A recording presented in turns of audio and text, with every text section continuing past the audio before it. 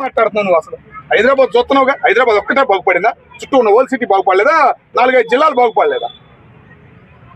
నీకు సత్తెనపల్లి అసలు తెలుసా నీ సత్తెనపల్లి ఎంత అభివృద్ధి చెందుతుందో తెలుసా నీకు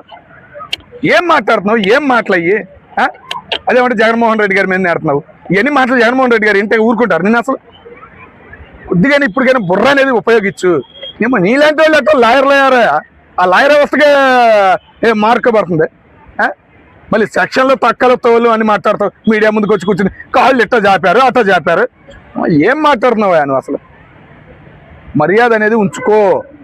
ఖమ్మంలో తన్నారు ఈసారి గుంటూరులో కూడా తంతారు నిన్ను ఖమ్మంలో మర్యాదగా తన్నారు అంతే గుంటూరులో ఈసారి కారం ఒడ్డు కారం కూడా చూపిస్తారు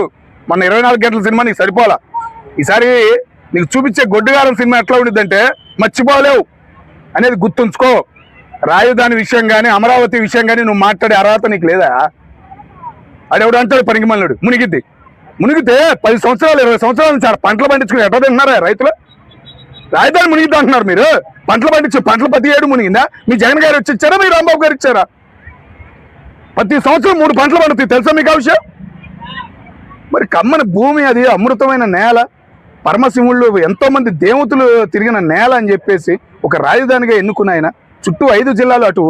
వైజాగ్ దాకా ఇటు రాయలసీమ దాకా ఉపయోగపడిద్దని ఆయన చేస్తుంటే ప్రయత్నాలు ఏం మాట్లాడుతున్నారు మీరు బయటకు వచ్చి మీడియా ఉందని చెప్పేసి పిచ్చి పిచ్చి మాటలు మాట్లాడమాకండి భయ్యా పథకాల గురించి అడగండి గవర్నమెంట్ని ప్రశ్నించండి ఎటు హోదా కూడా లేదు ఎమ్మెల్యేగా కూడా గెలవలేని మీరు ఏదో అవకాశం ఇచ్చాడు జగన్ గారు మీడియా ముందు మాట్లాడమని అవకాశాన్ని ఉపయోగించుకోండి రేపు సీట్ వచ్చేటట్టు చేసుకోండి ఎప్పుడు చూసినా ఏడుపులు తిడతాలు ఏందో ఈ రాజకీయం జ్ఞానం పోయిందా బుర్ర పోయిందా మీకు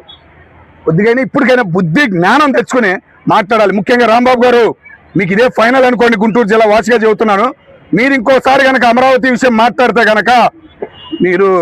మాకు కనపడరు గుంటూరు జిల్లాలో కూడా మిమ్మల్ని ఉండనియము అని స్ట్రాంగ్ గా వార్నింగ్ ఇస్తున్నా ఒక గుంటూరు వాసిగా పెట్టారు కులం రాజు లేపుదామని చూశాడు జైలు నుంచి బయటకు వచ్చినాగానే కులవాంధ్రులు పవన్ కళ్యాణ్ కులం నుంచి దూరం చేస్తా అన్నాడు వాళ్ళ కులస్తులు మొత్తం గట్టికి పెట్టారు అరే బాబు కులం గురించి కానీ పవన్ కళ్యాణ్ గురించి కానీ మాట్లాడమాక అని అన్నారు ఇక అందుకని చెప్పి లోకేష్ గారి మీద మా పెనసాని చంద్రశేఖర్ గారి మీద చంద్రబాబు నాయుడు గారి మీద పడుతున్నాడు మిగతా లాగట్లా ఇలా ముగ్గురు మీద పడుతున్నాడు ఆయన మొన్న 24 గంటల సినిమా సరిపోలా ఓన్లీ కారమే పెట్టారు బొడ్డు గారు ఈసారి చంద్రశేఖర్ గారు చూపించారనుకో అప్పుడు మైండ్ అనేది వచ్చి ఎక్కడ ఎట్లా మాట్లాడాలి అనేది బుర్ర అనేది పెరిగింది ఇచ్చారు వాళ్ళ కులం వాళ్ళందరూ బూస్ట్ హార్లిక్స్ 2 కలిపిచ్చారా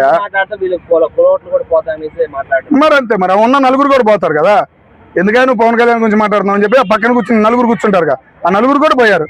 కాబట్టి బుర్ర అనేది కొద్దిగా వచ్చింది ఇంకా పూర్తి బుర్ర రాక ఏం మాట్లాడాలో తెలియక వీళ్ళ మీద రాజధాని మీద పడుతున్నది ఏంటో ఒక తరం గురించి అడిగి తెలుసు అసలు ఏం మాట్లాడేది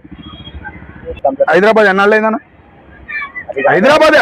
ఎన్నాళ్ళు అయిందన్న హైదరాబాద్ ఎన్నాళ్ళు పెట్టింది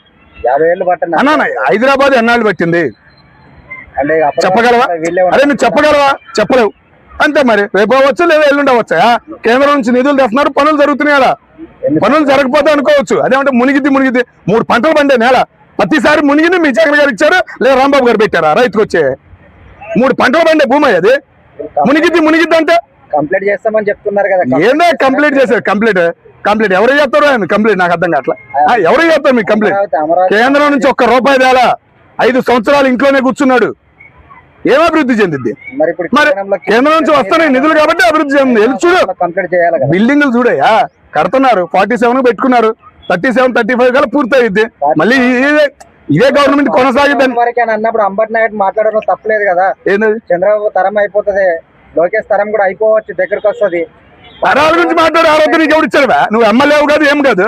నీకు ఎవరు ఇచ్చారు అర్హత నువ్వు ఆ రాష్ట్రంలో పుట్టావు ఆ జిల్లాలో పుట్టావు అది కదా నీ ఇల్లు అభివృద్ధి చెందుతుంది పక్కిల్లే అభివృద్ధి చెందాలా నీ ఇల్లు అభివృద్ధి చెందుతుంది నీకు ఇష్టం లేదా నీ ఇప్పుడు ఒక్కడినా నీ ఇల్లు అభివృద్ధి చెందుతుంది నువ్వు తినకుండా పక్కనోడికి పెడతావా నువ్వు తినకుండా పక్కనోడికి పెడతావా నీతి సూత్రాలు మాట్లాడుతున్నావు నువ్వు తినకుండా నీకు 10 రూపాయలు ఇచ్చా 10 రూపాయలు నువ్వు 9 రూపాయలు తినే పక్కడికి రూపాయి పెడతావుగా మరి నీ ఇల్లే బాగవుతుంది కదా నువ్వు నిలబడే నియోజకవర్గం అభివృద్ధి చెందుతుంది కదా మరి నువ్వు అక్కడ అడుగు సూపర్ 6 ఉంది అమలు అవుతున్నాయి ఒక్కడు మాట్లాడుతున్నాడు సూపర్ 6 అన్ని అమలు అయినాయా ప్రతిపక్ష నేతగా ఎంత హక్కు ఉండిద్ది అడగాలని మరి అడుగుతున్నారు పనికి మాటలు పనికిరాని అసలు పనికిరాని మాటలని మాట్లాడుతున్నారా అమరావతి గురించి ఏం తెలుసు వాళ్ళకి బుర్రా జ్ఞానం అనేది ఉండాలి తెలుసా. భారతదేశం అమెరికాలో ఉన్న ఎన్ఆర్ఐల్లో ఆ 2 జిల్లాల్లోనే దగ్గర 450 మంది ఎన్ఆర్ఐలు ఉండారయ్యా.